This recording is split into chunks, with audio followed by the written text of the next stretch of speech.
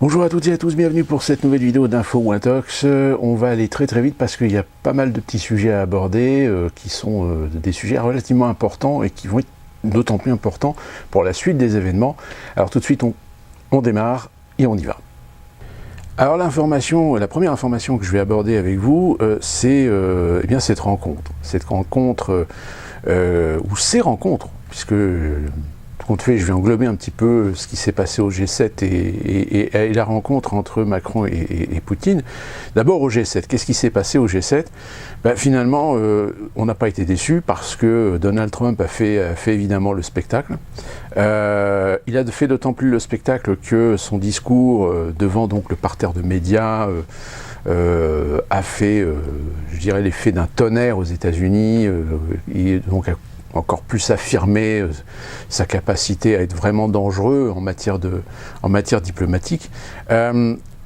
Juste pour rappel, dans son discours, il a tout simplement incriminé les pays qui n'étaient pas dans les accords qui avaient été signés en 2016, en juillet 2016, je crois, au niveau de l'OTAN.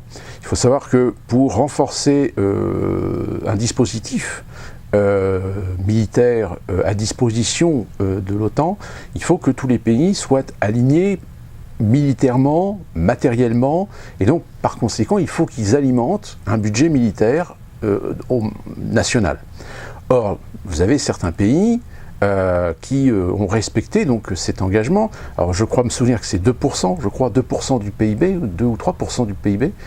Alors vous avez un pays comme la Grèce, par exemple, la Grèce qui est quand même le pays le plus dans la merde, disons-le carrément, lui a respecté l'engagement. L'Italie, l'Espagne ont respecté les engagements, la Grande-Bretagne avait respecté l'engagement. La France s'est engagée également budgétairement à atteindre cet objectif en 2018. Sauf qu'il y a un pays qui évidemment est à la traîne, c'est l'Allemagne. Et l'Allemagne, elle, reste toujours un petit peu dans les cordes, à savoir qu'en matière d'OTAN, évidemment, l'OTAN, c'était un moyen pour les États-Unis d'apporter une structure face à la guerre froide, pour permettre aux pays européens d'avoir un allié, on va dire, militairement crédible. À ceci près, c'est qu'aujourd'hui, on a conservé l'OTAN. Allez savoir pourquoi. Tout simplement parce que les Américains avaient tout intérêt à préserver l'OTAN pour pouvoir légitimer l'intervention ou l'usage de l'OTAN dans leur politique impérialiste. Sauf que ça pose un problème, c'est que l'armée américaine, aujourd'hui, même si elle est le budget le plus important au monde, elle s'est tellement dispersée qu'aujourd'hui, elle n'a plus les moyens. Elle n'a plus les moyens de mener une guerre. Tout du moins une guerre, on va dire, conventionnelle, c'est-à-dire tout simplement une intervention terrestre comme ils sont intervenus en 2003 en Irak. Ce qui, évidemment, avec la Syrie en particulier, aujourd'hui, est un problème, parce que les Américains ne peuvent pas aller tout seuls en Syrie. Même s'ils réussissent à avoir l'autorisation de l'ONU, il est hors de question que les Américains s'embarquent dans un pays tel que la Syrie, militairement parlant.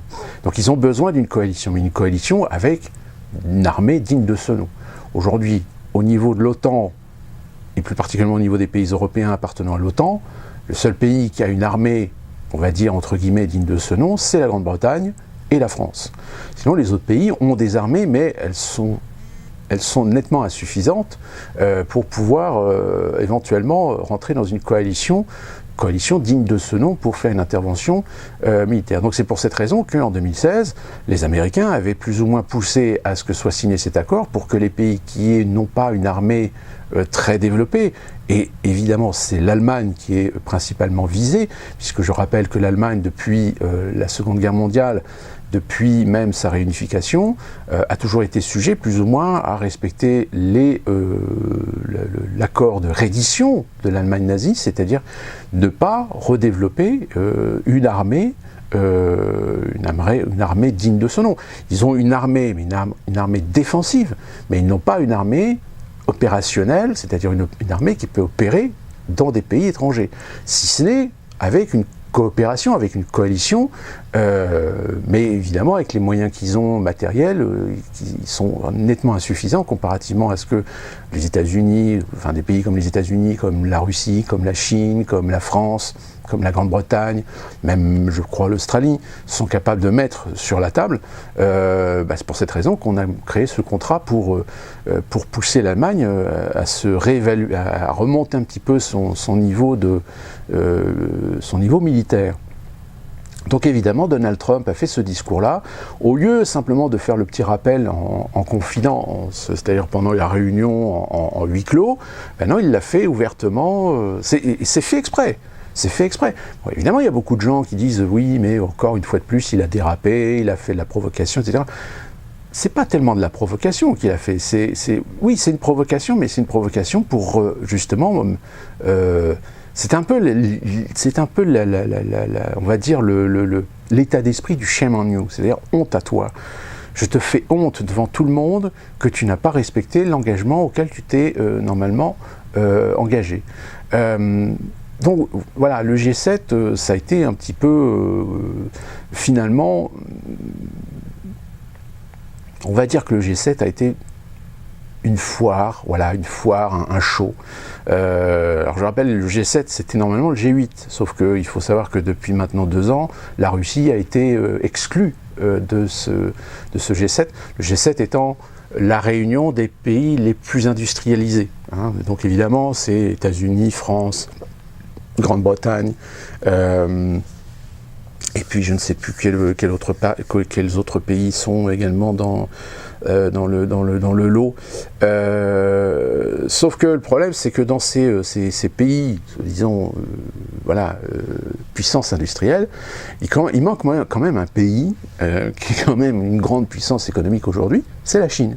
Et la Chine a exprimé quand même son mécontentement de voir comme ça cette réunion finalement une réunion d'occidentaux qui discutent de l'avenir du monde et qui se permettent de juger les autres dans leur comportement, dans leur politique, etc.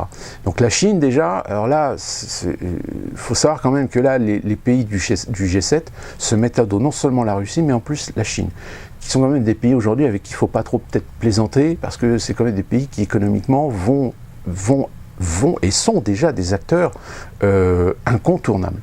Même ce qu'on peut dire, hein, on peut dire ce qu'on veut, mais aujourd'hui ce sont 2 pays économiquement avec lesquels on ne peut pas se permettre de ne pas travailler. Et puis la deuxième rencontre, c'est celle, alors Poutine-Macron. Et qu'est-ce qui a fait polémique? Évidemment, c'est lors de la conférence de presse où Macron a répondu à une question d'un journaliste, et évidemment la question n'était pas innocente, et a carrément répondu devant Poutine qu'il refusait désormais d'inclure parmi son staff médiatique les chaînes RT et Sputnik. Ce qui sont RT, c'est donc Russia Today, qui est à l'origine une chaîne de télévision russe, mais qui avait été dans laquelle on a englobé plusieurs autres chaînes et on a créé une chaîne média d'information à l'échelle aujourd'hui de ce que sont les chaînes d'information telles que CNN, telles que la BBC, telles que Al Jazeera, telles que en France on pourrait dire LCI et encore aujourd'hui même BFM n'ont pas les niveaux de budget de chaînes telles que CNN ou Al Jazeera. Donc la Russie s'est dotée de cette chaîne de télévision et d'un réseau qui s'appelle Sputnik. Sputnik est en fait l'ex-Novorussia, je crois. C'était Novorussia, où là, par contre, en effet, Sputnik est, on va dire, une officine de presse qui est relativement liée au Kremlin. Mais, je veux dire, en France, on a les mêmes. Comme aux États-Unis, il y a les mêmes. Donc, pourquoi blâmer la Russie d'avoir ces organismes de presse parce que c'est la Russie. Mais en plus de faire l'affront de dire que le président de la République ne veut plus Russia Today et Sputnik dans son staff médiatique, parce que, soi-disant, ces médias avaient raconté des fake news contre lui pendant la campagne, et blablabla, et blablabla. Sauf que le problème, c'est que ça pose quand même un sérieux dilemme. Sérieux dilemme pourquoi? Il fait ça devant Vladimir Poutine. C'est-à-dire que là, c'est vraiment une provocation. C'est-à-dire que là, on est presque... Poutine était presque à la limite de revendiquer le droit d'un incident diplomatique. Parce que accuser des organismes de presse russes de faire de l'ingérence dans la politique française, je veux dire, c'est quand même, ça veut dire que voilà, le Kremlin utilise Russia Today et Sputnik pour foutre la merde en France. Et le mec, il dit ça devant Poutine. Alors déjà, Poutine, il a les boules, hein, on le sent bien dans l'image, il est là, mais le mec, il reste stoïque, il bouge pas, il dit rien, mais il n'en pense pas moins. Deuxièmement, alors ça pose un problème éthique. Ça veut dire qu'un président de la République dit ouvertement qu'il écarte des médias qui sont quand même pas des petits médias. C'est quand même aujourd'hui, Russia Today, c'est quand même un média international qui est diffusé dans plusieurs langues. Et puis troisièmement, ça pose un gros problème d'éthique en matière de liberté de la presse. Parce que déjà, évidemment, aux États-Unis, la presse, enfin les médias d'information sont plutôt malmenés par Donald Trump, mais la vengeance est terrible, donc ce qui prouve que quand même les médias, c'est véritablement un quatrième pouvoir, et là on est en droit de se poser la question si ce pouvoir n'est pas nocif finalement. Mais quand vous avez d'autres organismes qui légitiment cette liberté de la presse, c'est-à-dire la liberté de pouvoir expliquer, de pouvoir analyser, de pouvoir informer les gens d'une façon différente, ou de présenter les choses un peu différemment, avec analyse, avec circonspection, avec un point de vue différent, avec une analyse différente, ben on se rend compte qu'aujourd'hui, plus ça va, moins ça passe. C'est-à-dire qu'aujourd'hui, ces médias, qu'on va dire alternatifs, qui ne rentrent pas dans les lignes ou qui ne sont pas dans les clous, bien de plus en plus, on les fait passer pour des médias complotistes, des médias de fake news, on commence déjà même à les censurer sur Internet. Et là, maintenant, vous avez un président de la République qui censure, littéralement, 2 organismes de presse, dont un qui est quand même relativement suivi. Et c'est ce qui va peut-être certainement être une grosse erreur de la part de Macron, parce que ça va inciter les gens à regarder plus encore Russia Today. Et là, on a en Russie, donc il y a eu lors d'une émission débat, donc l'explication de la rédactrice en chef de RT France, et qui a carrément allumé l'autorité française en disant que faire la leçon sur le pluralisme journalistique alors que près de les 2/3 des médias français nous ont vendu Macron sans faire de contestation, sans faire de critique, sans faire de n'avoir aucune éthique journalistique par rapport à Macron. Deuxièmement, que ce genre d'acte devrait recevoir une réponse ferme de la part de la Russie. Alors elle parle évidemment d'interdire tout simplement désormais l'accès officiel à certains médias français en Russie. Je pense d'ailleurs que c'est ce qui risque d'arriver certainement dans les prochaines semaines. Il y a certains médias français qui vont se faire tout simplement interdire l'accès. Je pense particulièrement à AFP, AFP qui est l'agence France Presse, parce que c'est le seul organisme qui a des correspondants en Russie, parce que la plupart des chaînes de télé de toute façon aujourd'hui n'ont pas les moyens d'avoir des correspondants dans la plupart des pays, ou tout du moins les pays les plus importants.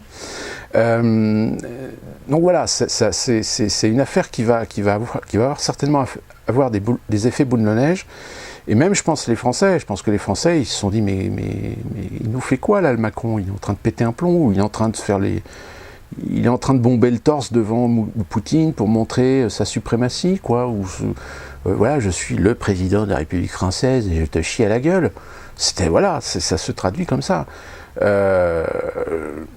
Enfin, je pense qu'encore une fois de plus, très sincèrement, je pense que Macron a derrière lui des gens qui sont de très bons communicants, et ils ont fait preuve de leurs compétences, sauf que malheureusement, il y a des fois Macron, il part un petit peu en vrille, et là, voilà, on a le résultat où le mec, il se prend pas pour de la merde, voilà, il se prend pour le président de la République, et à la limite, il a raison, mais même quand on est président de la République, plus particulièrement président de la République française, avec la Russie, qui a quand même toujours été un pays avec lequel on a toujours eu des relations extrêmement amicales, là, voilà, il y a vraiment une faute de goût, une erreur grossière et une incompétence flagrante. Et je pense qu'il le paiera. Il le paiera tôt ou tard. Donc voilà, c'est une affaire à suivre parce que je pense que le Macron n'a pas fini à entendre parler, surtout avec, évidemment, et là ça va faire le deuxième thème que je vais aborder avec vous, les réformes qui vont tomber sur la tronche des Français. Alors concernant la politique de Macron et de son gouvernement, alors pour l'instant, on a déjà un début, une ébauche de réforme de loi de travail. On sent déjà bien que les syndicats vont certainement nous la jouer à l'envers. Je pense qu'ils vont essayer de calmer le jeu. Déjà, le porte-parole Élysée, M. Castaner, qui commence à dire on a le droit de manifester, mais on n'a pas le droit de bloquer. Mais sauf que le problème, c'est qu'en France, c'est bien connu que c'est un peu la politique du cause toujours en ce qui concerne les manifestations, enfin la relation entre la contestation du peuple et le gouvernement. Donc voilà, il y a des réformes qui sont dans les tiroirs, qui sont prêtes à dégainer. Confirmation de l'usage de l'ordonnance, si besoin est. Mais pour l'instant, tant que les législatives ne sont pas passées, voilà, ils ne peuvent que préparer le terrain pour l'instant. Concernant les législatives, très sincèrement, je ne suis pas très optimiste. Je pense qu'il n'y aura pas d'opposition. L'opposition sera quasiment inexistante, tout simplement parce que quand on voit tous les ralliements à la fois de gens socialistes, de gens de droite dans le mouvement des Républiques en marche, on sent bien qu'ils veulent absolument tout faire pour essayer de donner une majorité parlementaire à Macron, en échange évidemment, certainement en échange de pas mal de choses, d'enrichissement personnel, de confort, de postes à droite à gauche, etc. Ça serait une surprise de voir qu'il puisse y avoir une opposition et qui obligerait donc Macron à avoir un gouvernement de coalition, de cohabitation, voilà le terme plus exact. Pendant un temps, j'ai même pensé qu'il y avait une stratégie pour tous nous entuber, qui aurait été une stratégie où finalement Macron se rallierait à une politique de droite et ferait donc pousserait en fait finalement les Français peut-être à voter pour les Républicains et donner une majorité aux Républicains. Et qu'au moment opportun, les Républicains, à vos deuxième tours, nous la joueraient en fait à l'envers et se transformeraient tout simplement en majorité présidentielle. C'est quelque chose qui est tout à fait possible. De toute façon, ils en sont capables. Tout simplement parce que je pense que déjà le Front National est lapidé. Je pense que c'est fini. Je pense que le Front National, je ne suis même pas sûr que le Front National réussira peut-être à dégager ne serait-ce qu'un certain nombre de sièges suffisants. Mélenchon, qui avait une très bonne campagne présidentielle, est en train de tout faire foirer. Je pense qu'il il pète plus haut que son cul et il est en train de faire, il est en train de jouer au con, voilà, tout simplement. Je pense que son arrogance, il va la payer très très cher. Il reste évidemment d'autres partis. Alors vous avez aussi François Asselineau. Alors François Asselineau qui a quand même plus de 540, je crois, 540 inscriptions pour des sièges de députés. J'espère que les Français qui ont voté pour Asselineau vont confirmer leur vote et peut-être que d'autres Français vont aussi lui donner des voix. C'est pareil, je pense ça, sincèrement aujourd'hui j'y crois plus trop parce que je pense que les présidentielles ont vraiment donné le visage de l'incohérence, je dirais de l'ignorance complète aujourd'hui d'une majorité de Français par rapport à la situation. Et donc je ne me fais pas d'illusions, je pense qu'à mon avis Macron aura sa majorité, je pense même qu'il aura une majorité très confortable. Je pense qu'il aura qu'il aura au moins plus de 300 sièges. J'espère peut-être me tromper, hein, mais malheureusement c'est bien parti. Quand on voit médiatiquement ceux qui sont vraiment mis en avant, c'est que ceux qui sont pour la République en marche. Je vous mets au défi de savoir quels sont les candidats à l'Assemblée nationale pour les Républicains ou pour les socialistes. Voilà, c'est vraiment, les médias sont en train de focaliser encore une fois de plus sur les candidats de République en marche. Enfin, voilà, je pense que malheureusement c'est déjà plié et avec une majorité, je dirais même avec une majorité très confortable. Là, je pense que c'est l'ordonnance, c'est, comme on dit, un finger in the nose. C'est-à-dire que je pose l'ordonnance, avant même de la poser, de toute façon, vous savez déjà qu'ils vont tous voter pour l'ordonnance. Contrairement à ce qui s'était passé avec Hollande, où il y a quand même eu, dans la majorité socialiste, des dissidents. Il y a quand même eu des socialistes qui n'étaient pas d'accord avec la loi travail, qui n'étaient pas d'accord sur la loi El Khomri, qui n'étaient pas d'accord sur le mariage gay, qui n'étaient pas... il y a quand même eu des socialistes qui ont fait entendre leur voix. Là, on sent bien que de toute façon tout va être laminé de A jusqu'à Z.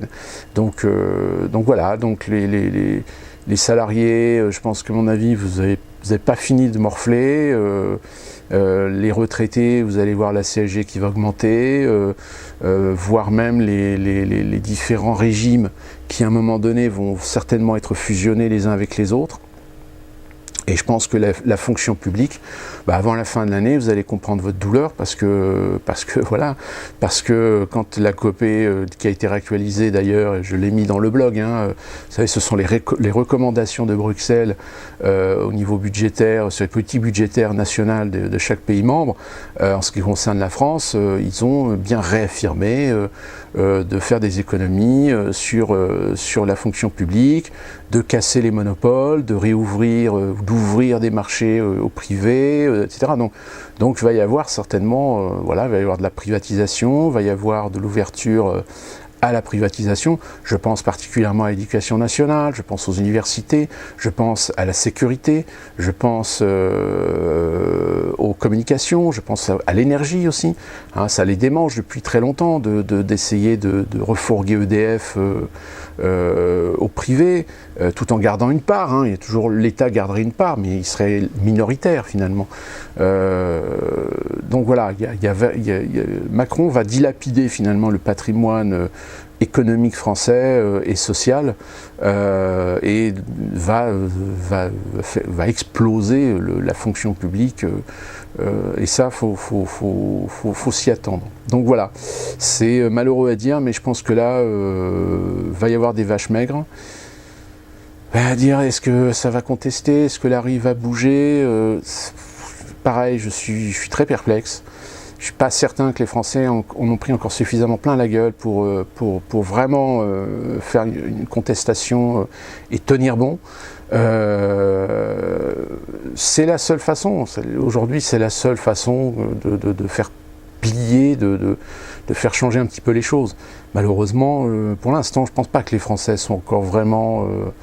ou alors peut-être dans la province, je pense que dans les provinces ça peut peut-être commencer à bouger, puis finir par monter jusqu'à Paris, mais pour l'instant je suis pas certain que il y aura certainement des manifestations au mois de juin pour la loi travail, une fois l'élection législative passée, mais vous verrez comme d'habitude, arrivé au 25-26 juin, tout d'un coup, ça va s'étouffer, les syndicats vont dire on a fait des compromis, on a trouvé des solutions, donc on va négocier tout ça pour la rentrée, et puis comme ça les gens sont contents, vont pouvoir partir en vacances.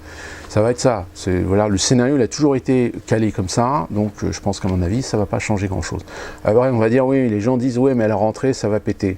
Le problème, c'est que, regardez, on a passé 5 ans avec Hollande, chaque année, on disait, oh, à la rentrée, ça va péter, et oui, il y a eu des contestations, il y a eu des manifestations, mais ça n'a rien amené, ça n'a rien provoqué, finalement, et ils ont continué à faire leurs conneries.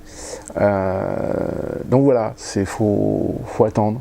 faut attendre de voir qu'est-ce qui va pouvoir être le déclencheur. Et je pense que le déclencheur, ça va être forcément quelqu'un. Il faut que ça soit quelqu'un qui symbolise quelque chose, qui symbolise une contestation, qui symbolise une révolution peut-être, mais pas forcément révolution au sens propre du terme, plutôt une révolution des mentalités, une révolution idéologique, une révolution sociale. Mais voilà, pour l'instant, cette personne n'existe pas. Certains voudraient nous faire croire que Mélenchon pourrait l'être, mais Mélenchon, je crois qu'il est en train de démontrer que finalement, il est en train de partir en vrille idéologiquement et même dans sa personnalité. Je pense que là, il est en train de complètement péter les plombs et ça va lui retomber dessus certainement plus vite que prévu. Voilà, on passe tout de suite à la suite. La suite, c'est la suppression de l'argent liquide. Alors, c'est un sujet que j'ai déjà abordé dans une vidéo, mais là, je reviens dessus parce que les choses sont en train de s'accélérer. Déjà, premièrement, je ne sais pas si vous avez remarqué, mais depuis quelque temps, sur Internet, dans les journaux télévisés, etc., on est en train de vous parler de plus en plus de la Suède qui a décidé progressivement de supprimer l'argent liquide. Et évidemment, on vous présente les choses dans ses aspects les plus positifs. Alors en effet, la suppression de l'argent liquide, qu'est-ce que ça apportera de bénéfique? Ça apportera premièrement de limiter tout le commerce, on va dire, lié à des activités criminelles. C'est-à-dire que les échanges en général ne se font pas avec des chèques ou des cartes bancaires, ça se fait en liquide. Donc ça va peut-être en effet réduire les transactions sur les opérations criminelles. Deuxièmement, ça veut sécuriser les échanges, les transactions auprès des particuliers par l'usage des transactions numériques, des transactions digitales. Et troisièmement, c'est aussi une façon de mieux gérer, de mieux contrôler les flux financiers, et plus particulièrement de lutter, contre la fraude fiscale, et deuxièmement, contre le terrorisme. Bon, voilà les principaux arguments qu'on est en train de vous présenter et qu'on va vous marteler dans les prochains mois. Sauf que le problème, c'est que la suppression de l'argent liquide, c'est pas en fait ces raisons-là qui l'amènent. Pourquoi? Tout simplement parce que les criminels, qu'est-ce qu'ils vont faire? Ils vont tout simplement se reporter sur d'autres devises. Et plus particulièrement, ils vont se reporter sur le dollar, par exemple, ou sur la livre sterling, ou sur le yuan, ou sur une autre monnaie, ou la couronne suédoise, par exemple. Et on va voir émerger en France cette monnaie, cette devise papier, pour leur permettre de continuer à faire leur business. Donc déjà, cette idée de vouloir supprimer l'argent liquide, il faudrait supprimer l'argent liquide dans le monde entier pour éviter, pour vraiment ce qui est impossible. De toute façon, ils arriveront toujours, ne serait-ce que par exemple pour la drogue, etc., ils arriveront toujours à trouver d'autres moyens de paiement, même ne serait-ce qu'utiliser peut-être des moyens de paiement digitaux qui passeraient en dessous des radars, des contrôles de transactions digitaux. Puis l'argument de vouloir lutter contre la fraude fiscale, etc., ça, je veux dire, sincèrement, cette idée des gens qui partent avec des grosses valises remplies de billets, ça c'est une autre époque, c'est fini. Aujourd'hui, vous avez des transactions numériques qui sont opérées. C'est pour ça qu'aujourd'hui, quand vous avez des autorités qui veulent demander un accès, une transparence au niveau des transactions financières, au niveau des banques, au niveau des sociétés financières, etc. Pourquoi il y a un blocage? Il y a un blocage tout simplement parce que les sociétés ne veulent pas justement qu'on regarde dans leurs transactions financières. Donc ça c'est pareil, ceux qui peuvent encore éventuellement s'amuser à faire passer des valises d'espèces, c'est généralement des petits joueurs. C'est des gens qui veulent essayer de planquer 100 000, 200 000, 300 000 ou 400 000, voire peut-être 1 million d'euros en Suisse ou ailleurs. Mais bon, voilà, c'est des petits joueurs. Non, les réelles raisons, elles sont simples. Les réelles raisons, c'est tout simplement parce qu'aujourd'hui, vous le savez, la situation économique est extrêmement explosive. Et aujourd'hui, les banques ont besoin d'avoir beaucoup plus de contrôle sur votre argent. Et quelle est la solution la plus efficace, si ce n'est avoir un contrôle absolu sur non seulement votre compte, mais aussi vos transactions. Et c'est une façon, tout simplement, d'avoir le contrôle absolu sur votre argent. C'est-à-dire vous interdire finalement, vous couper de pouvoir récupérer votre argent en liquide. Par exemple, suppression de l'argent liquide, eh bien, on évite les bank runs. C'est-à-dire que les bank runs ne pourront pas avoir lieu. C'est-à-dire que les gens ne pourront pas récupérer leur argent en liquide, comme ça a été le cas par exemple en Grèce quand la crise est tombée, quand les gens sont allés aux distributeurs, tout de suite les États, qu'est-ce qu'ils ont fait? Ils ont imposé à ce que les distributeurs soient coincés et que les gens ne puissent pas retirer plus de 200 € par exemple, ou 20 €, je ne sais plus exactement le montant, mais voilà, c'est un processus qui est difficile à se mettre en place, et pendant ce temps-là, vous avez des gens qui réussissent à retirer pas mal de devises. Donc on veut supprimer en fait l'accès aux populations à la devise en espèces. Du fait qu'il n'y a plus d'espèces, donc votre compte possède de l'argent digital, et qui a le contrôle sur cet argent digital? C'est les banques. C'est-à-dire que vous n'avez plus finalement aucun contrôle sur votre argent. C'est-à-dire que ce sont les banques qui vont avoir un contrôle absolu sur votre argent. C'est-à-dire que même si vous avez une carte de crédit, si vous avez un chèque, si la banque décide de bloquer votre compte parce que tout d'un coup elle est presque au bord de la faillite et qu'elle attend d'avoir l'autorisation de pouvoir ponctionner 5 ou 10% sur le montant total que vous avez sur votre compte, sur vos épargnes, sur votre assurance vie, etc., eh bien ils vont tout bloquer. Et vous n'aurez plus aucun moyen de récupérer votre argent. Voilà la véritable raison de la suppression de l'argent liquide. Et il faut savoir une chose, c'est qu'aux États-Unis, le billet vert, le billet, il est quand même sacré. Il y a beaucoup de gens aujourd'hui qui aiment avoir de la devise, qui aiment encore avoir de l'argent liquide dans leur porte-monnaie, dans leurs mains. Et bien aujourd'hui, on commence à constater qu'il y a une accélération. Il y a une accélération au niveau des cartes bancaires, parce qu'il faut savoir qu'aux États-Unis, presque 80% des transactions en carte bancaire, c'était encore des cartes à piste magnétique, ce n'était pas des cartes à puce. Or, le problème des cartes à piste magnétique, c'est que ça fonctionne sur le principe de l'empreinte magnétique. C'est-à-dire que c'est une promesse, en fait, d'achat, c'est une promesse de transaction qu'après, les commerçants, les entreprises sociales sont obligés ensuite de valider auprès de leur banque. Alors qu'avec les cartes à puce, eh bien, avec la carte à puce, la transaction, elle se fait systématiquement et automatiquement avec les banques. Et ça, vous imaginez bien que le paiement le paiement traditionnel avec l'empreinte, si demain la banque décide de bloquer les comptes, eh bien vous pouvez continuer. En plus, aux États-Unis, il faut savoir qu'aux États-Unis, vous avez la possibilité, quand vous allez faire vos courses au supermarché, quand vous allez au restaurant, quand vous allez dans certaines boutiques, vous avez la possibilité de demander du cash. C'est-à-dire que lorsque vous payez votre facture, vous pouvez retirer du cash en même temps. C'est-à-dire que vous pouvez demander 20, 30, 40, 50, 60. En général, c'est limité à 100 ou 150 $ suivant les officines. Et vous pouvez demander du cash. Et bien tout ça, ça va être coincé. Mais le problème, c'est que les Américains pourraient continuer à payer avec les empreintes, puisque les empreintes, normalement, sont validées par des terminaux en fin de journée, ou peut-être, après, c'est une question d'organisation et de programmation. Alors qu'avec les cartes à puce, si la banque décide de tout bloquer, eh bien la carte à puce, elle va tout de suite donner l'information que la carte est bloquée. C'est un des systèmes assez rapides, mais qui va commencer à s'installer aux États-Unis, et on commence à voir des banques qui sont en train de transvaser tout simplement les cartes de débit en cartes de crédit avec des cartes à puce. Moi-même, personnellement, aujourd'hui, j'avais une carte avant de débit, c'est-à-dire que je pouvais juste faire du débit, je ne pouvais pas accéder à des crédits, parce que le système américain est un peu différent.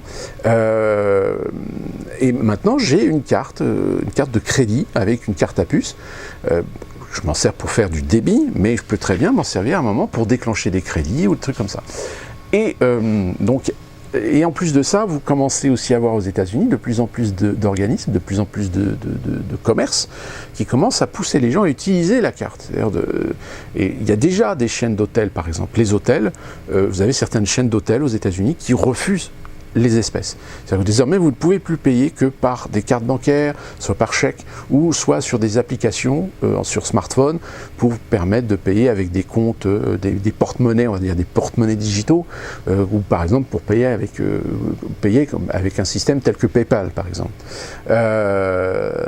Sauf que je pense que les Américains ne s'en rendent pas compte. Et progressivement, donc déjà, on sent qu'il y a une volonté à terme de commencer à conditionner les Américains, à se dire: arrêtez d'avoir de l'espèce dans votre poche, maintenant payez tout avec une carte bancaire. Alors c'est très facile aux États-Unis, ça risque d'être très facile à le faire, parce qu'au moins l'avantage aux États-Unis, c'est que vous pouvez payer tout ce que vous voulez avec votre carte. Si vous voulez acheter un pain à 1,50 $, vous pouvez acheter votre pain avec votre carte à 1,50 $. Contrairement en France où il y avait un gros problème, c'est que vous ne pouviez pas acheter n'importe quoi avec votre carte.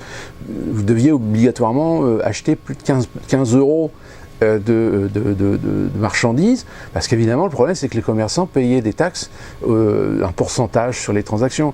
Donc évidemment sur des transactions de moins de 15 €, quand ils devaient payer la taxe, finalement ils perdaient de l'argent. Donc ça va être modifié, ça va être changé. Déjà en France, il y a déjà des sociétés, il y a déjà surtout les grands réseaux de distribution qui maintenant acceptent les cartes bleues pour des montants de 2-3 € sans problème. Donc voilà, donc l'argent liquide, faites très attention parce que ça va, l'objectif est d'avoir, en fait, de permettre aux banques d'avoir un contrôle absolu sur votre compte bancaire et finalement de faire ce qu'elles veulent le jour venu si elles se retrouvent dans la merde. Puisque je rappelle, pour ceux qui ne le savent pas, l'Union européenne, il y a 2-3 ans maintenant, a ratifié un décret qui permet désormais aux banques de pouvoir ponctionner avec un accord avec le gouvernement national, de pouvoir ponctionner 5 à 10% sur les comptes épargne, mais avec une extension, c'est-à-dire une option, c'est-à-dire que le gouvernement peut très bien décider d'élargir cette directive à tous les comptes, pas seulement les comptes épargne, mais tous les comptes courants, etc., et sur toutes les sommes. Parce que pour l'instant, le décret européen, je crois, l'accorde uniquement sur des comptes de plus de 10 000 €, mais le gouvernement français, par exemple, peut très bien demain décider que désormais, une banque, pour se renflouer, va pouvoir ponctionner 5 à 10% sur tous les comptes en deçà de 5 000 €, 2 000 € ou même 5 €. Voilà. Donc ça, c'est une réalité que beaucoup de gens ne connaissent pas, ils ne savent pas. Il y a beaucoup de gens même qui pensent, je pense, qui pensent que ce n'est pas vrai, que c'est faux. Eh bien, vous verrez dans le blog, le blog, vous tapez dans le coin où il y a une possibilité de recherche par mot-clé, il y a les articles, même sur Internet, les articles existent pour vous expliquer comment ça se passe. Donc voilà, faire attention. L'autre solution, évidemment, c'est d'investir dans la pierre, d'investir dans les métaux. Sauf que même ça, aujourd'hui, vous avez en France le gouvernement de M. Macron qui commence déjà à réfléchir à tout simplement pousser les gens à revendre.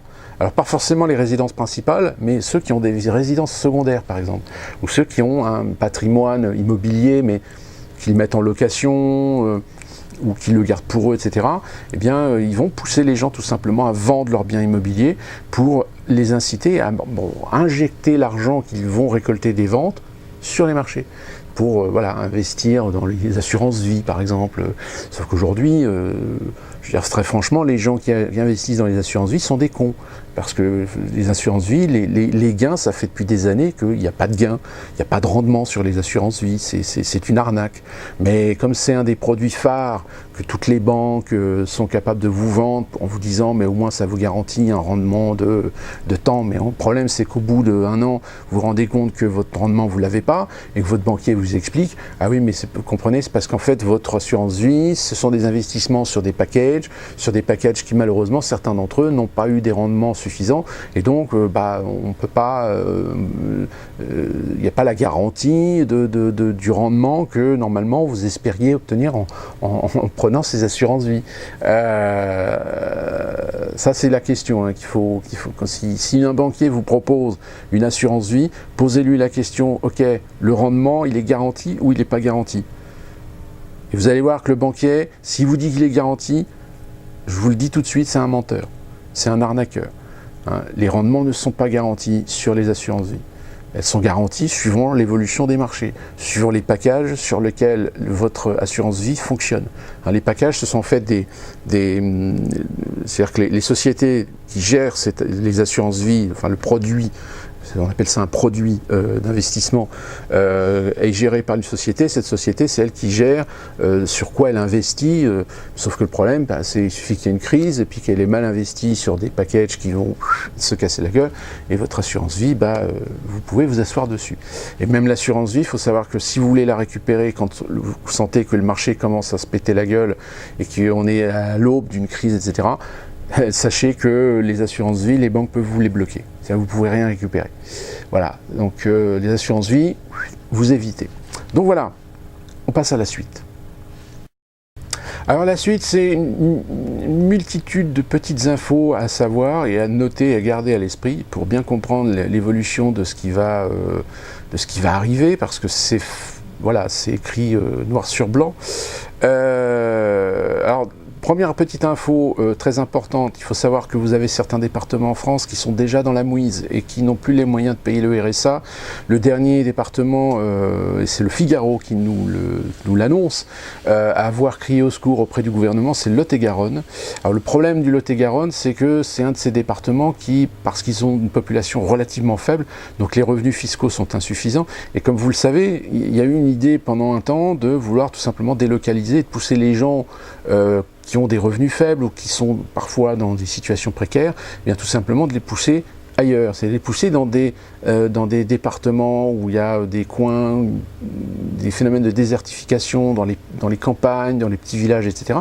Sauf que le problème, c'est que ces gens-là, comme ils sont des bénéficiaires du RSA, ils viennent gonfler les autres bénéficiaires du RSA dans des départements qui déjà ont un problème fiscal, c'est-à-dire qu'ils n'ont pas suffisamment d'habitants ou qui n'ont pas suffisamment de foyers fiscaux pour pouvoir assumer et pouvoir remplir les caisses et ensuite payer toutes les prestations sociales qui incombent au département. Donc le Lot-et-Garonne vient de crier au secours auprès du gouvernement parce qu'ils n'ont plus les moyens, les caisses du RSA sont vides. On a parlé de l'AGOPE, donc l'AGOPE a été réactualisée 2017-2018. Il n'y a pas eu grand-chose d'innovant dans cette GOPE, donc c'est les recommandations de Bruxelles sur la politique budgétaire des États de l'Union européenne. Pour la France, donc je l'ai dit, réaffirmation de casse sociale systématique. Et ça, Macron, de toute façon, il a été élu pour ça, casser le modèle social français. Vous avez l'INSEE, par exemple, l'INSEE, alors là l'INSEE est formidable, énorme, pour revaloriser l'euro dans l'esprit des Français, a fait une étude pour démontrer que finalement l'euro n'a jamais fait augmenter les prix, que l'inflation est une inflation tout à fait normale et tout à fait logique. Sauf que le problème, c'est que l'INSEE, dans son étude, alors en effet, elle fait une étude tout à fait cohérente, l'évolution des prix à la consommation, par type de produits, etc., et tu nous fais la démonstration que sur une échelle de 30 ou 20 ans, finalement on est dans des normes plus ou moins correspondant à une inflation logique et normale. Sauf le problème, c'est que l'INSEE oublie de préciser que depuis 98, depuis les 35 heures, on a quand même gelé pas mal de salaires, pas mal de grilles de salaire au niveau des salariés et des employés, qu'il y a quand même une crise en 2008 qui a quand même relativement remis en question parfois les rémunérations, les modes de rémunération, les budgets salariaux, et poussé des entreprises à le délocaliser, et à partir, donc ça fait plus de chômeurs, plus d'allocations chômage à devoir payer, donc tout ça, ça pèse budgétairement dans les comptes de l'État, et que la consommation, si elle baisse, la consommation baisse, moins de TVA, moins de retours fiscaux, moins d'argent dans les caisses, moins de budget pour l'année suivante, et donc il faut emprunter plus. Donc plus on emprunte, plus on fait peser l'emprunt sur la tête des Français, donc plus les Français vont devoir à un moment donné payer la facture, sauf que le problème, c'est que les salaires, eux, voilà, il faut savoir qu'il y a beaucoup de secteurs professionnels où les salaires ont été quasiment gelés depuis presque 10 ans. C'est-à-dire que les salaires n'ont pas évolué avec l'inflation. Idem pour les retraites. Les retraites ont été gelées pendant quelques années où les augmentations n'ont absolument pas suivi les chiffres de l'inflation annuelle. Donc aujourd'hui, quand vous avez l'INSEE qui vous balance « Ah oui, mais l'euro n'est pas responsable si, il est quand même responsable parce que lui, l'euro, il a été fait pour faire fonctionner le business à l'échelle internationale. Donc lui, il a suivi l'évolution des marchés. Sauf que le problème, c'est qu'en France, socialement, eh bien, ça n'a pas suivi. Donc l'INSEE, merci de cette petite analyse. Encore une fois de plus, vous avez fait démonstration que des gens sont vraiment payés à rien foutre. Le racket continue chez les Américains qui continuent à essayer de rafler un petit peu d'argent chez les banques européennes. Cette fois-ci, la dernière, c'est BNP. BNP qui a été condamné à 350 millions de dollars d'amende suite à des défauts et des dysfonctionnements de change sur les marchés. Alors c'est parce que BNP possède donc des succursales sur les marchés américains. La BNP qui a déjà été condamnée, je crois, à 1,9 milliard d'euros ou de dollars d'amende il y a quelques années, mais là c'était sur, je crois, parce que la BNP avait fait des opérations avec des pays sur lesquels il y a normalement des embargos. Alors, je crois qu'il y avait le Cuba, il y avait l'Iran et puis un troisième pays dont je ne me souviens plus. Donc la BNP avait déjà été condamnée à cette époque. Mais ce qui est amusant, c'est finalement de voir que les régulateurs américains tapent sur les banques européennes, puisqu'il y a déjà eu des banques allemandes, des banques britanniques, la Scottish Bank qui a été aussi HSBC aussi qui a été condamné par les régulateurs américains. Mais il y a quand même quelque chose d'assez amusant, c'est que les sociétés financières européennes font exactement le même business que les sociétés américaines. Sauf que c'est les sociétés européennes qui sont condamnées et montrées du doigt par les régulateurs américains. Par contre, les régulateurs américains ne s'intéressent pas trop aux banques américaines. Alors, les banques américaines, Goldman Sachs, JP Morgan, Fargo, Bank of America, pour les plus importantes, en effet ont été condamnées dans des affaires, mais dans des affaires plutôt internes aux États-Unis, à des manquements ou à des infractions ou des fraudes aux États-Unis, mais sur leur activité à l'international, rien. Donc, comprennent que pourra. Ah oui, aux États-Unis, alors chose qui est assez important parce que ça démontre déjà le gros souci qu'il y a aux États-Unis, mais pour l'instant évidemment médiatiquement on n'en parle pas du tout. Il y a quelques gens sur Internet, également des Français qui y font allusion. C'est l'Arizona. Alors l'Arizona, le gouverneur d'Arizona a entériné une loi qui autorise désormais les Américains, donc habitants de l'Arizona, à pouvoir payer leurs transactions avec de l'or ou de l'argent. C'est-à-dire des pièces d'or ou des pièces d'argent, vous savez, c'est des choses que vous pouvez acheter. Quand vous voulez investir votre argent dans de l'or, vous pouvez acheter des pièces d'argent, des pièces d'or. Quoique les pièces d'or, c'est très compliqué aujourd'hui, vous pouvez encore trouver de l'argent. Il y a encore certaines pièces d'argent qui sont encore sur les marchés. Je pense au Leaflet, qui est la pièce d'argent canadienne. Vous pouvez encore peut-être trouver en France des Hercules, et encore, c'est encore très compliqué. Donc l'Arizona a tout simplement à régulariser une situation qui pourrait éventuellement permettre aux Américains de pouvoir continuer à commercer autrement qu'avec le dollar. C'est quand même un signe. C'est un signe parce que c'est en fait une loi qui rentre en affront avec la Fed. Il faut savoir que la Fed, c'est cette fameuse sorte de banque centrale américaine. Vous avez aux États-Unis, vous avez la Fed et le Trésor. Alors le Trésor, c'est tout ce qui concerne la devise américaine, donc et le dollar, et la Fed, c'est tout ce qui concerne donc l'économie, les régulations économiques des États-Unis dans les échanges internationaux et en interne. Sauf que la Fed, c'est devenu une entité avec extrêmement de pouvoir. C'est presque devenu une entité totalement autonome. Rappelez-vous que Donald Trump, pendant sa campagne, il avait même suggéré l'idée de renationaliser, mais j'utilise le terme renationaliser, mais c'est pas renationaliser, mais de remettre, je dirais, une ingérence de l'État fédéral dans la Fed. Ce qui aujourd'hui n'est plus le cas, puisque la Fed... Les dirigeants de la Fed sont toujours arrangés pour mettre des présidents qui soient en collusion avec les secteurs du business, avec Wall Street, etc. C'est-à-dire que les gens de la Fed n'ont absolument rien à foutre du peuple américain. Donc Donald Trump voulait remettre de la régulation et surtout vouloir faire ces fameux audits. Cet audit qui a été réclamé à multiples reprises mais qui a toujours été refusé, puisque je rappelle que c'est la Fed qui détient aussi les réserves d'or d'un certain nombre de pays, hein, ce qui est pas négligeable. Donc c'est un pied de nez fait à la Fed de la part de l'État d'Arizona. Alors, c'est un acte isolé, sauf qu'il n'est pas totalement isolé parce qu'il rentre dans le cadre d'un certain nombre de décrets ou de lois que certains États aux États-Unis ont voté, mais pour vraiment faire le pied de nez à Washington, pour bien montrer, attention, Washington, l'État fédéral, vous commencez à nous courir sur le système.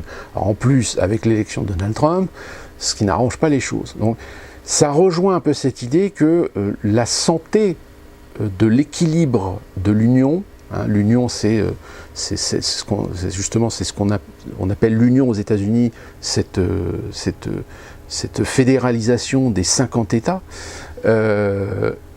devient de plus en plus fragilisée. Donc ça, il y a quelque chose à suivre là-dessus parce que, alors c'est pas demain la veille que les États-Unis vont se disloquer, hein, que tout d'un coup vous allez avoir la Californie, l'Oregon, l'État de Washington qui vont se fédérer et qui vont quitter l'Union et dire nous maintenant on travaille ensemble, on veut plus rien avoir à faire avec Washington et avec les États-Unis.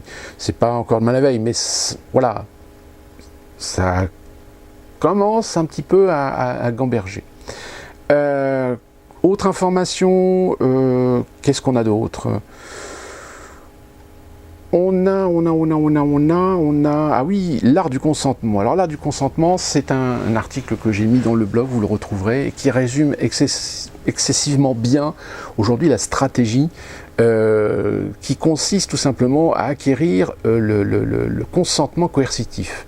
Le consentement coercitif, c'est tout simplement vous obliger à vous amener de vous-même à accepter votre propre soumission. C'est-à-dire qu'aujourd'hui, on ne va pas vous imposer, mais on va vous amener à l'accepter de vous-même. Hein, c'est un peu l'idée, tout simplement, du principe du terrorisme. Hein, c'est-à-dire des actes terroristes qui sont commis en Europe, on renforce la sécurité, mais dans le renforcement de la sécurité, on décrète des lois pour permettre un accès plus facile aux informations, permettre l'autorisation d'explorer les données personnelles, etc. Et vous consentez à cela, parce que c'est pour lutter contre le terrorisme. Mais vous n'avez pas réfléchi que c'est une loi qui, d'ailleurs c'est ce que Manuel Valls avait fait passer, je crois en 2015 ou en 2016, en 2015 je crois, qui permettait une facilité d'accessibilité au niveau des données informatiques chez les particuliers, dans les entreprises, etc. Sauf que le problème, c'est qu'évidemment, on vous présente ça comme étant un moyen pour lutter contre le terrorisme, alors qu'en réalité, quand vous lisez le texte, quand vous lisez la loi, eh bien vous vous rendez compte qu'en fait, elle peut être appliquée à n'importe qui.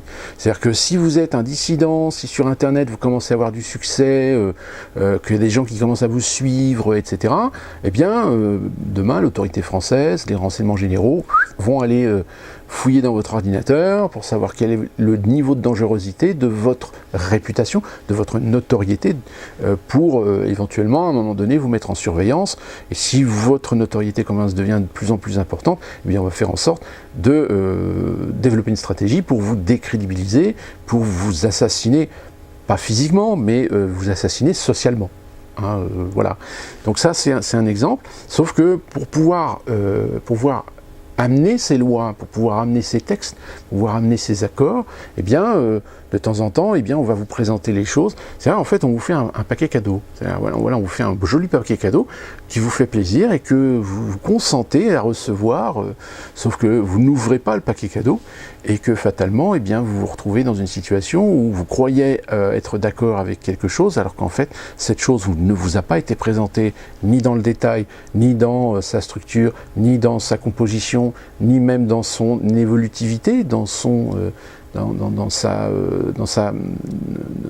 échantillonnage d'applications, qui finalement, si on vous l'explique, vous allez vous rendre compte que finalement vous avez accepté que vos élus, vous avez accepté que le Parlement vote des lois qui au final va se retourner contre vous. Donc voilà, donc, ça s'appelle l'art du consentement, c'est à lire, c'est très intéressant et ça permet une compréhension de beaucoup de choses. Qu'est-ce qu'on a d'autre? On a aussi quoi? Oui, Macron, j'ai parlé de la Chine, la Chine qui s'est exprimée, qui était très très mécontente d'avoir vu que le G7 avait abordé des sujets internationaux sans finalement consulter qui que ce soit, et voilà, on est les maîtres du monde et c'est nous qui décidons et c'est nous les patrons et c'est nous les chefs. On a aussi donc la maire de Paris, Anne Hidalgo. J'avais relayé l'information sur ce fameux festival, où il y avait eu des sessions qui apparemment étaient des sessions qui étaient interdites aux Blancs, c'est-à-dire interdites à la mixité dans le sens le mélange, vous voyez, donc étaient des sessions qui étaient exclusivement réservées aux personnes de couleur ou métisses. Ça a fait un petit peu un tollé sur Internet, donc Anne Hidalgo, la maire de Paris, s'en est un petit peu mêlée. Elle a fait une demande auprès du préfet pour que soit sanctionné ou soit annulé ce festival. Il y a eu donc, alors là encore une fois de plus, on se rend compte que vous avez des gens qui sont à des postes à responsabilité mais qui ne réfléchissent pas avant de parler. Il y a eu une négociation parce que, et dans cette négociation finalement, Anne Hidalgo donc, a concédé à ce que ce festival ait lieu, mais que les sessions qui étaient interdites aux Blancs soient organisées en dehors du festival, dans des contextes privés. Donc à partir de là, ça reste conforme à la loi, même si pendant le festival, ça remet un petit peu dans les brancards parce qu'ils ne comprennent pas pourquoi. Voilà. C'est une question d'équité, c'est la République, on ne fait pas de discrimination, c'est de la discrimination ce que vous faites. Vous comprenez le principe de discrimination? Parce que la discrimination, c'est pas dans un sens. Ça ne doit pas être dans un sens. Sauf que le problème, c'est que vous êtes tellement conditionné à l'idée que dès que ça concerne des Arabes, des Noirs, ou n'importe qui issu de l'immigration, c'est de la discrimination. Mais dès qu'on commence à faire de la discrimination, c'est-à-dire on ne dit pas de blanc, là c'est du racisme. Non, deux poids, deux mesures. Le problème, c'est que si on légalise et si on autorise ce genre de pratique de faire dans des festivals, dans l'organisation de manifestations publiques, des sessions interdites à des gens parce qu'ils sont blancs, dans ce cas-là, on légitime le droit à des bars ou des bars privés ou des restaurants privés qui seraient finalement communautaires, c'est-à-dire uniquement pour des gens issus d'ethnies ou de religions, etc. Et c'est absolument tout le contraire de l'esprit de la République, de sa laïcité, de son esprit de tolérance, que ce soit par rapport vis-à-vis des religions, des ethnies et des origines. Donc voilà, donc c'est encore une fois de plus, on arrondit les angles sur cette affaire. Quoi d'autre? Oui, l'affaire de Cyril Hanouna, c'est voilà, pareil, c'est encore une fois de plus, on va dans les excès. Ce qui est reproché à Hanouna est toujours la même chose, c'est-à-dire finalement de faire des blagues potaches, de faire de la déconnade entre amis, entre potes, sauf que le problème c'est qu'il le fait à la télévision, ce qui parfois malheureusement ne rentre pas dans le cadre d'une politique, ne rentre pas dans le cadre d'une éthique au niveau de la télévision, et forcément, évidemment, si on s'amuse à faire un gag téléphonique parce que c'est un homosexuel, tout de suite, évidemment, ça a monté en température, on en a fait tout un pataquès sur comme quoi Hanouna faisait preuve d'homophobie, etc. Alors que très sincèrement, je pense qu'Hanouna n'est absolument pas homophobe. Mais voilà, on est sur la surenchère, ce qui est finalement très anglo-saxon, de toujours faire des montagnes de peu de choses finalement. Mais attention, si je dis peu de choses, je ne minimise pas l'action qui a été faite par Hanouna, que personnellement je conteste parce que je trouve que c'est quelque chose qui ne se fait pas à la télévision, qui ne doit pas se faire à la télévision, parce que c'est, encore une fois de plus, comme je l'avais déjà expliqué précédemment l'année dernière sur déjà des premiers dérapages, c'est-à-dire que je trouve qu'Hanouna, de temps en temps, il fait des blagues potaches, mais il fait des blagues de potes, mais des fois ce sont des des blagues ou des vannes qui peuvent blesser la sensibilité de la personne. Sauf que quand on fait ça à la télévision, forcément, il y a un retour de bâton. Et le retour de bâton, encore une fois de plus, là, il vient de tomber pour Hanouna. Et il y a eu donc une volonté de la chaîne de demander à Hanouna de faire un mea culpa. Donc il a fait un article, je crois, dans Le Point ou Le Figaro, je ne sais plus dans quel journal. Il a même invité donc un président d'association de défense LGBT. Sauf que ce monsieur de défense LGBT, bah lui, il a fait tout l'inverse. C'est-à-dire que là, il a été dans l'extrême de dire que c'est interdit de plaisanter de l'homosexualité. C'est interdit de plaisanter avec les homosexuels. Donc vous êtes maintenant tenu pour dire que les blagues sur les homosexuels, c'est désormais interdit. Si vous faites une blague sur les homosexuels, vous êtes homophobe. Voilà. La chape de plomb est bien tombée, vous avez bien compris. Hein, donc maintenant, on n'a plus le droit de plaisanter sur les homosexuels, on n'a plus le droit de plaisanter sur les juifs, on n'a plus le droit de plaisanter sur les arabes, on n'a plus le droit de plaisanter sur la pédophilie. Qu'est-ce qui reste? Les Belges, à la rigueur, encore va. Bon, attention, je plaisante, hein, je fais de l'ironie là, hein, ce n'est pas ma pensée. Hein, là, parce que je préfère préciser parce que malheureusement, des fois, il y a certaines personnes qui ont fâcheuse tendance à retranscrire ou traduire des propos de gens alors que c'est pas du tout ce que la personne a dit et que c'est tellement facile de prendre quelque chose de son contexte et de le reposer dans un autre contexte pour faire croire aux gens que la personne a dit que. Bon, enfin bref. Et d'autant plus que, bon, encore cette affaire donc de touche pas à mon poste.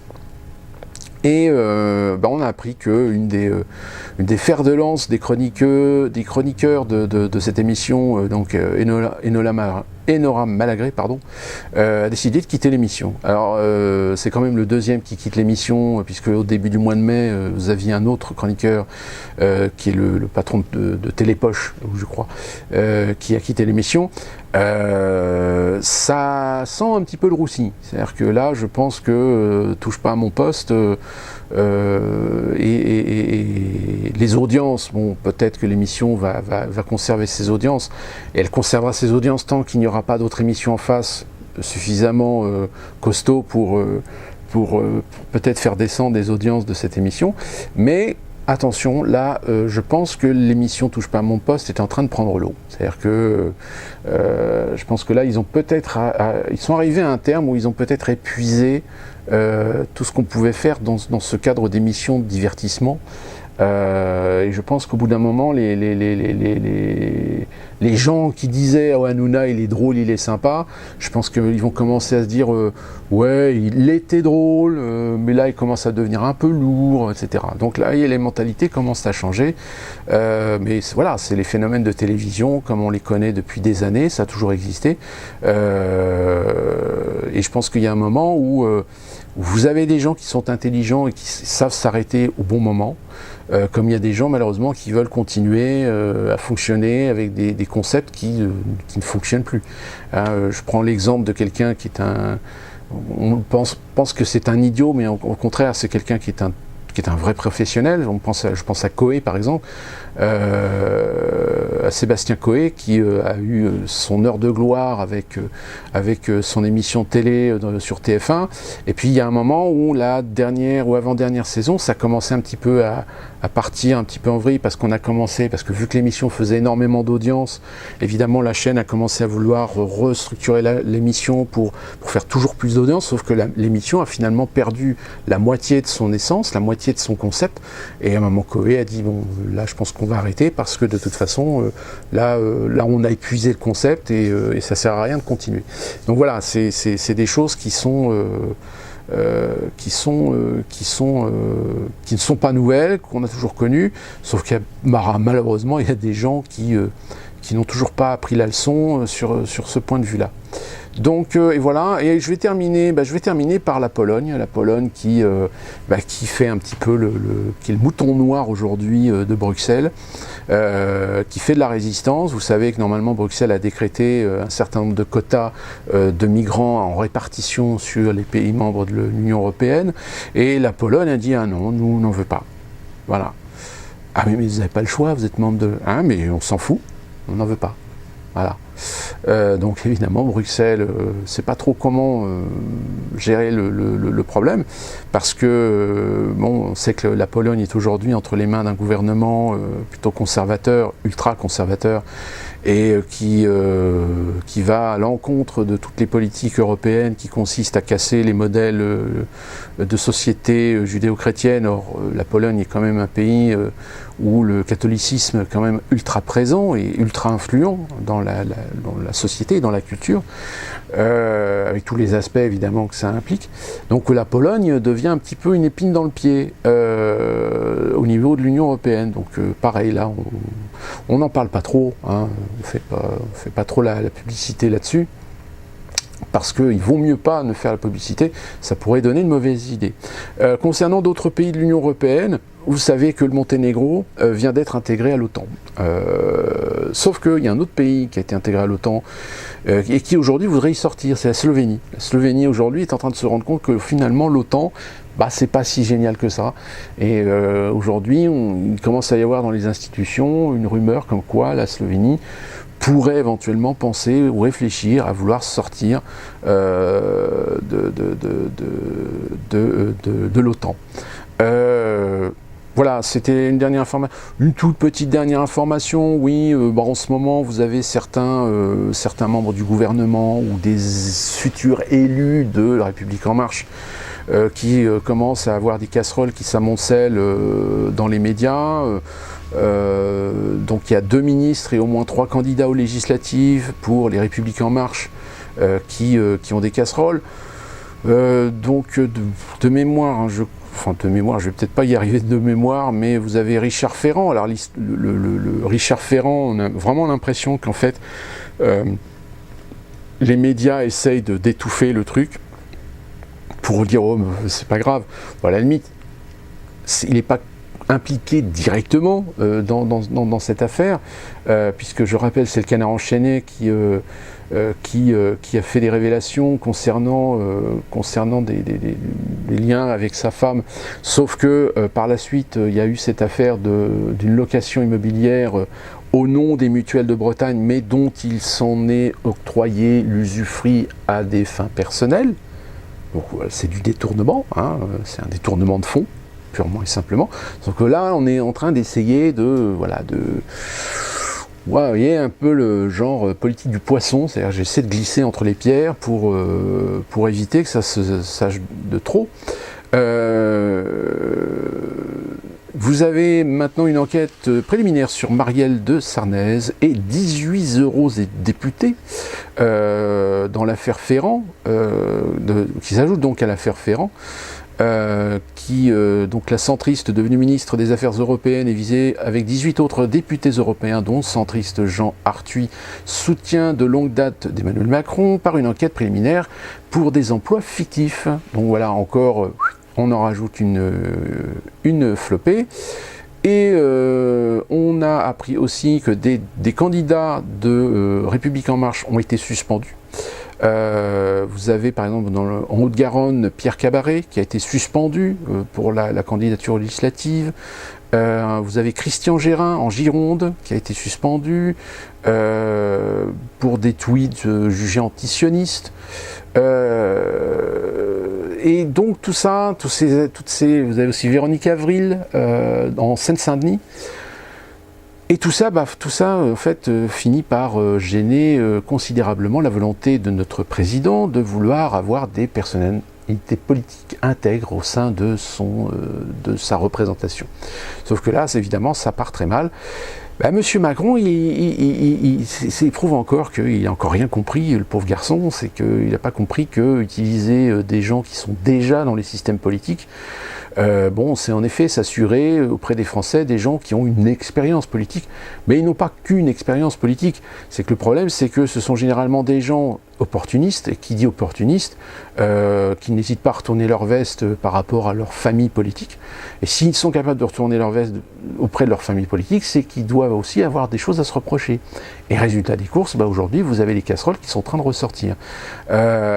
Inversement, à l'idée dans le gouvernement de prendre des gens de la société civile, là pareil, on est un petit peu dans le brouillard, parce que on prend l'exemple de cette jeune femme qui a été mise au ministère des droits de la femme et des représentations LGBT, qui, par le passé, apparemment a expliqué comment on pouvait faire pour frauder l'assistance sociale, ou enfin les prestations sociales.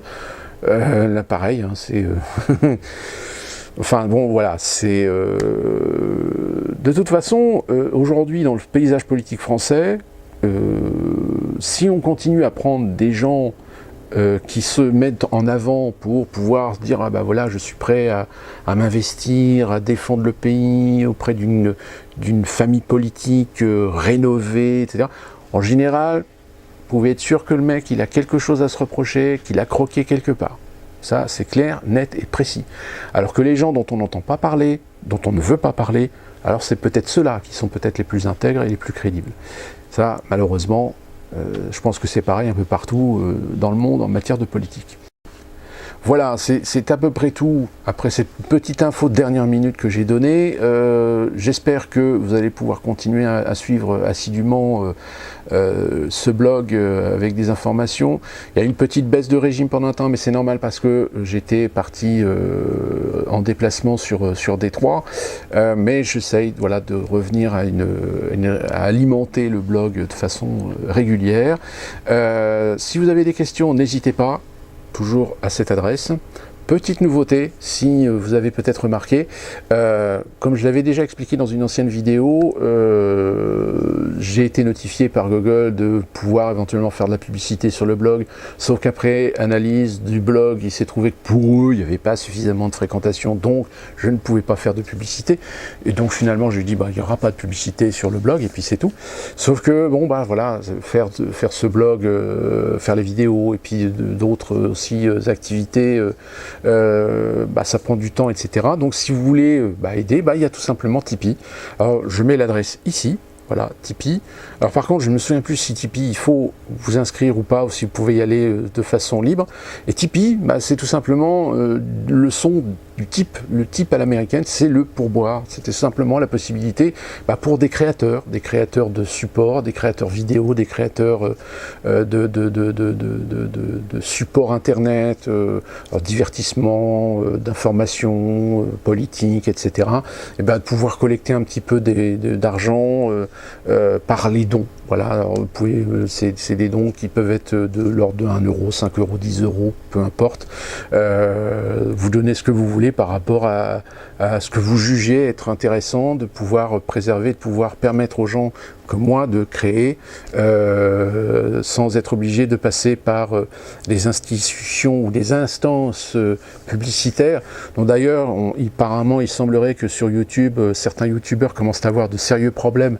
D'un côté, vous avez certains qui ont des blogs, plus de géopolitique, de politique, d'actualité, de social, etc. Enfin, des vidéos un peu comme ce que je fais actuellement, sauf qu'eux sont à un niveau très très supérieur à moi parce qu'eux, ils ont suffisamment de fréquentation sur leur chaîne pour pouvoir toucher de l'argent par la publicité. Eh bien, YouTube, sur certaines de leurs vidéos, YouTube a bloqué la publicité pour des raisons évidentes, certainement de censure. Sauf que le problème, c'est que malheureusement, vu qu'il y a de plus en plus une restriction au niveau des contenus, c'est-à-dire il y a beaucoup de youtubeurs en fait qui créent des contenus à partir de bases ou d'éléments d'autres contenus, sauf qu'il y a le principe du copyright, etc. Et le problème, c'est que la publicité ne suit plus.